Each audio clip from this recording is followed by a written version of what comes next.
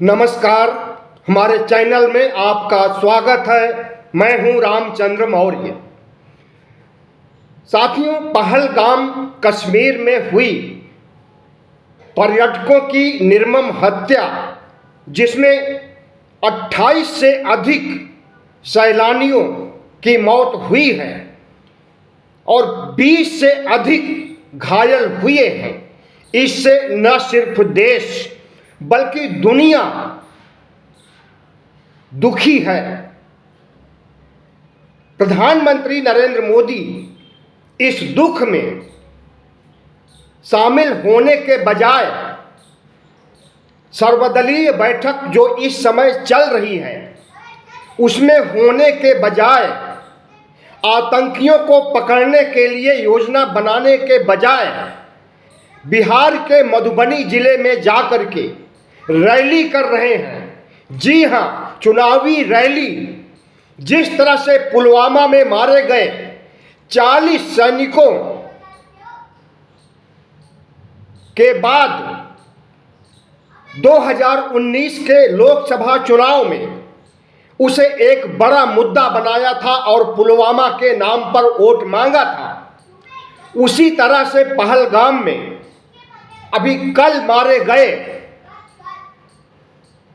28 से अधिक पर्यटकों के परिजनों का आंसू पोंछने के बजाय प्रधानमंत्री नरेंद्र मोदी चुनावी रैली कर रहे हैं मधुबनी में। कोई प्रेस कॉन्फ्रेंस नहीं हुई, कोई श्रद्धांजलि नहीं अर्पित की गई पर्यटकों के मारे जाने पर। प्रधानमंत्री नरेंद्र मोदी मौतों को लेकर के कितना असंवेदनशील होते हैं, इसका पता तो कोरोना काल में ही चल गया था, जब एक तरफ लाशों का अंबार नदियों में, बागों में, सड़कों पर, पार्कों में देखने को मिल रहा था। उस समय प्रधानमंत्री नरेंद्र मोदी कोरोना का स्वागत कर रहे थे, ताली थाली बजवा रहे थे, दिया जलवा रहे थे।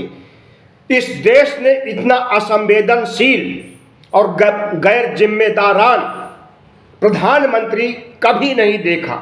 आज़ादी के बाद 14 प्रधानमंत्री हुए हैं, 15वां प्रधानमंत्री ये है, और कोई भी ऐसा प्रधानमंत्री नहीं रहा है जिससे मौतों से दर्द न हुआ हो, पीड़ा न हुई हो। याद कीजिए 2020 में जब किसान आंदोलन चल रहा था तो 750 किसान शहीद हुए थे, और इस शख्स से जब सत्यपाल मलिक, इसी के पार्टी के नेता हैं और 4 राज्यों में राज्यपाल रह चुके हैं, सत्यपाल मलिक मिलते हैं नरेंद्र मोदी से, तो नरेंद्र मोदी कहता है कि 750 किसान क्या हमारे लिए मरे हैं।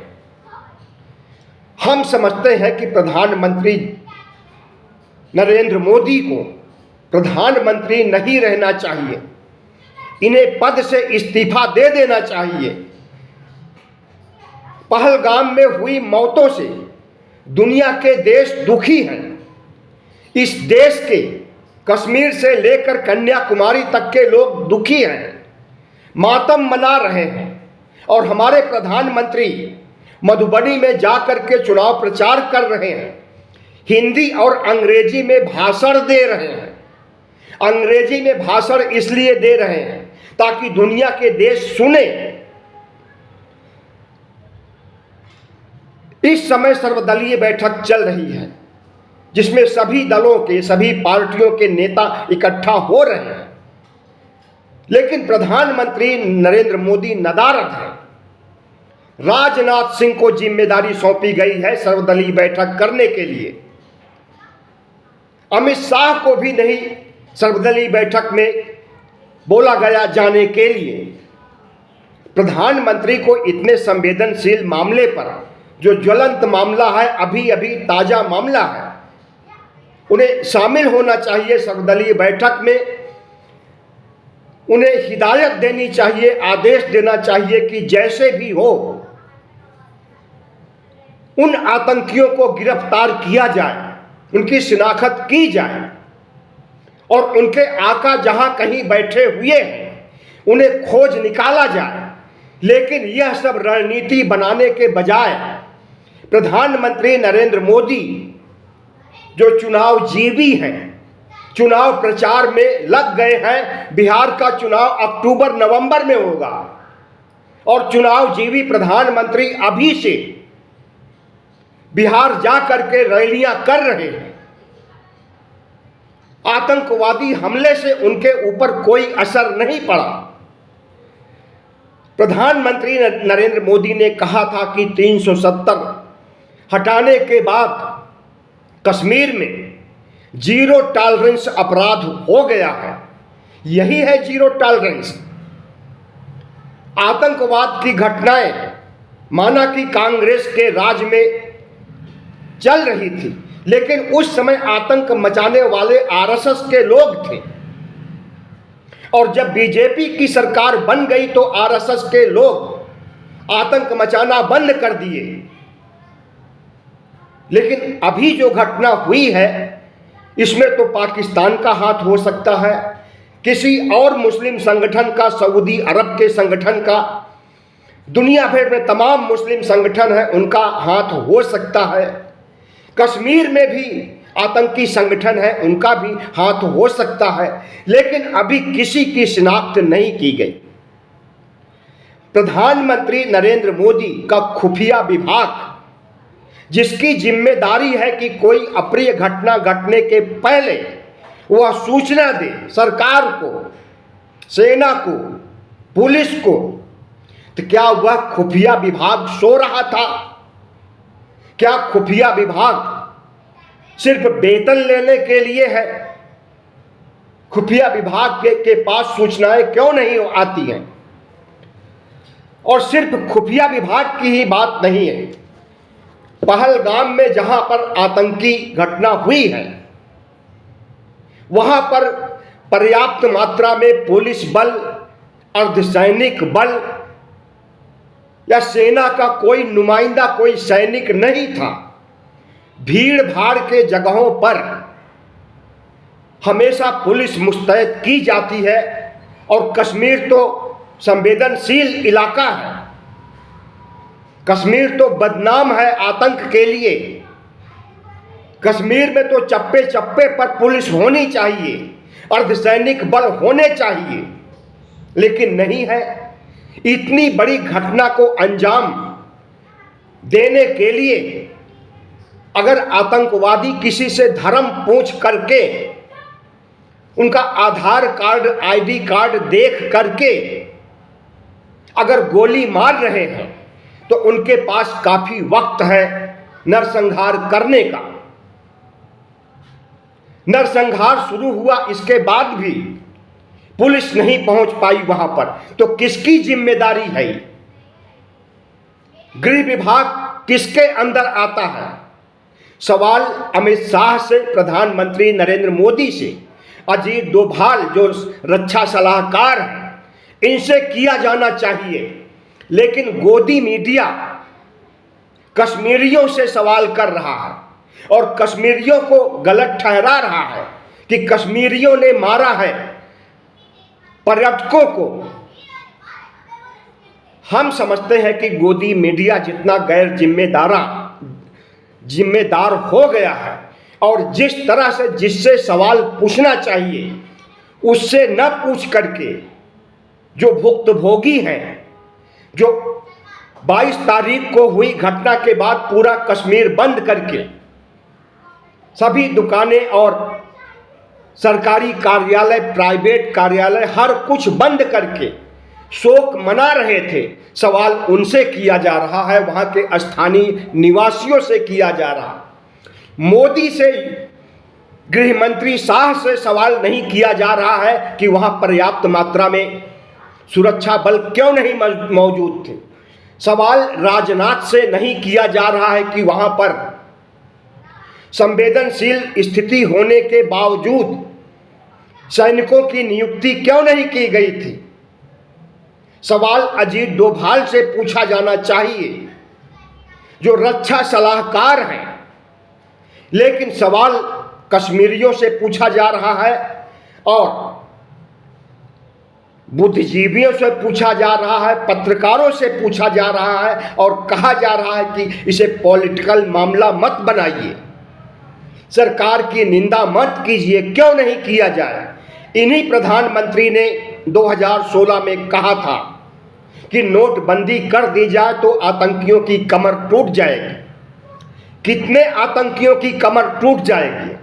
अब तक तो आधे से अधिक आरएसएस के लोगों की कमर टूट जानी चाहिए थी, क्योंकि आरएसएस के लोग ही आतंकी हैं और यही लोग कांग्रेस के राज में, यूपीए के शासन में यही लोग आतंक मचाते थे। कितने आरएसएस के लोगों की कमर टूटी है? प्रधानमंत्री नरेंद्र मोदी जब 370 अनुच्छेद को लगा रहे थे कश्मीर में 5 अगस्त 2019 को, उस समय कहे थे कि 370 लागू होने के बाद कश्मीर में अपराध बंद हो जाएगा, जीरो टॉलरेंस अपराध हो जाएगा। लेकिन बदस्तूर अपराध जारी रहा, अक्सर लोग मारे जाते रहे। लेकिन कल की जो घटना हुई इसमें तो थोक के भाव लोग मारे गए।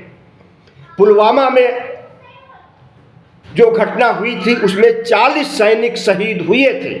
इसलिए शहीद हुए थे कि मोदी सरकार ने अनुमति नहीं दी कि उन्हें हेलीकॉप्टर या एरोप्लेन से भेजा जाए एक जगह से दूसरी जगह। उन्हें गाड़ियों से भेजा गया, बसों में भेजा गया और आतंकवादियों ने उन्हें उड़ा दिया और उसका फायदा नरेंद्र मोदी ने उठाया 2019 के लोकसभा चुनाव में। और कल जो हुआ 22 अप्रैल को, इसका फायदा उठाने के लिए नरेंद्र मोदी बिहार पहुंच गए, मधुबनी में भाषणबाजी कर रहे हैं। हम समझते हैं कि प्रधानमंत्री नरेंद्र मोदी की अकल कब आएगी, कब यह देश के बारे में सोचेंगे और कब यह मौतों से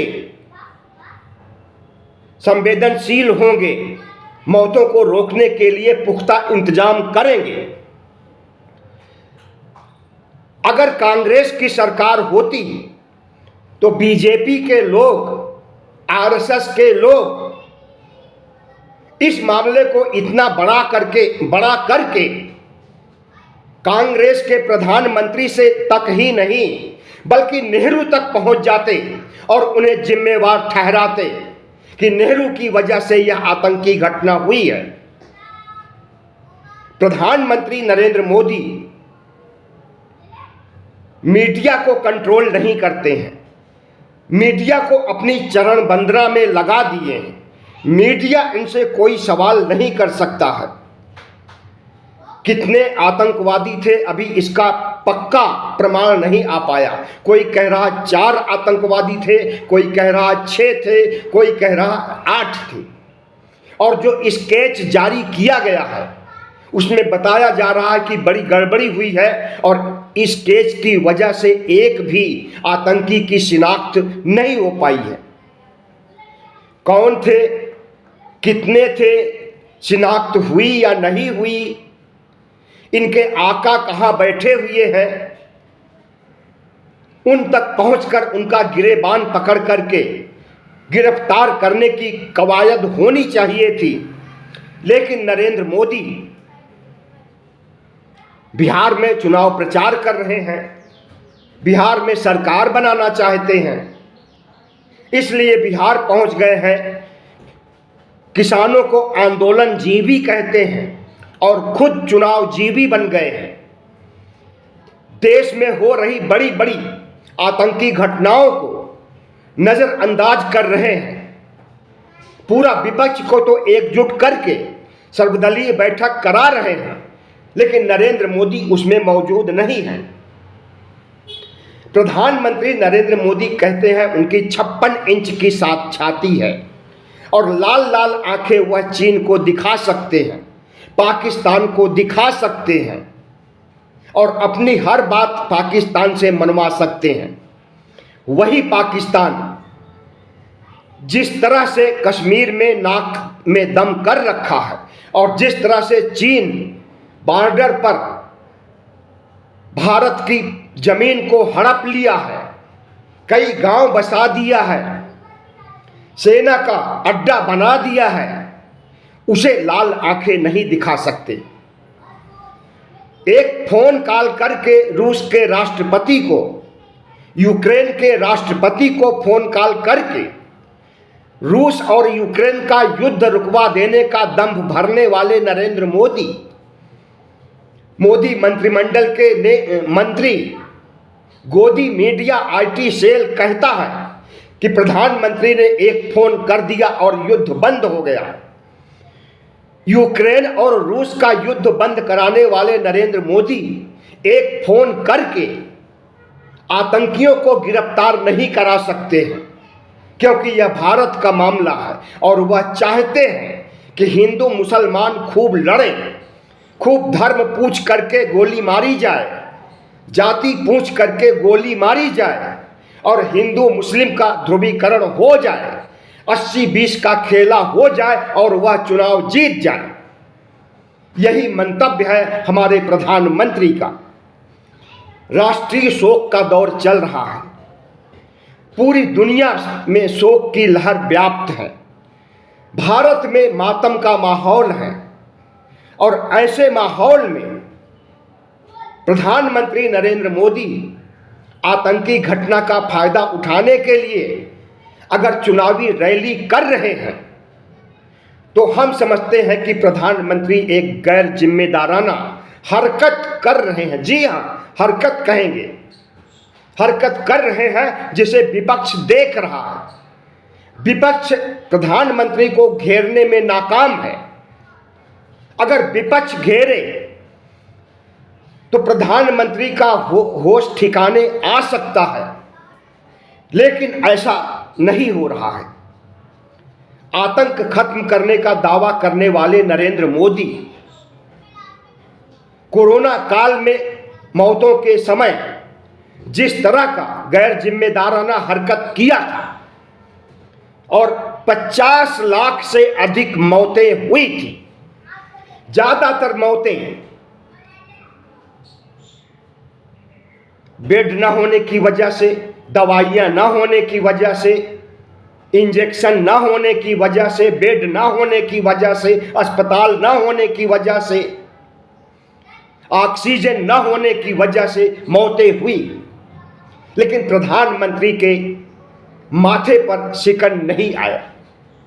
प्रधानमंत्री नरेंद्र मोदी के माथे पर शिकन आने की बात दूर, वह तो ताली और थाली बजवाने में व्यस्त थे, दिया जलवाने में व्यस्त थे। हम समझते हैं कि एक ऐसा प्रधानमंत्री जो महामारी का स्वागत करने के लिए ताली थाली बजवाए और उस महामारी से 50 लाख से अधिक लोग मारे जाएं और उसके बाद फिर उसे प्रधानमंत्री बना दिया जाए चुनाव में जिता करके, तो हम इस देश की जनता को भी कहते हैं कि लानत है ऐसी जनता पर जो कि देख करके खुली आंखों से कि यह शख्स किस तरह की पागलपन की हरकतें कर रहा है, उसे फिर से वोट देते हैं। जो कुछ हो रहा है अभी इससे भी बुरा होने वाला है। अभी तो हिंदू राष्ट्र बनना बाकी रह गया है, अभी तो संविधान को हटाना बाकी रह गया है, अभी तो धर्मनिरपेक्ष भारत को आरएसएस का भारत बनाना बाकी रह गया है और वह काम भी अक्टूबर तक होने वाला है। बड़ी आपदा विपदा त्रासदी आने वाली है। अगर इस देश के लोग असंवेदनशील बने रहेंगे और इस प्रधानमंत्री को सबक नहीं सिखाएंगे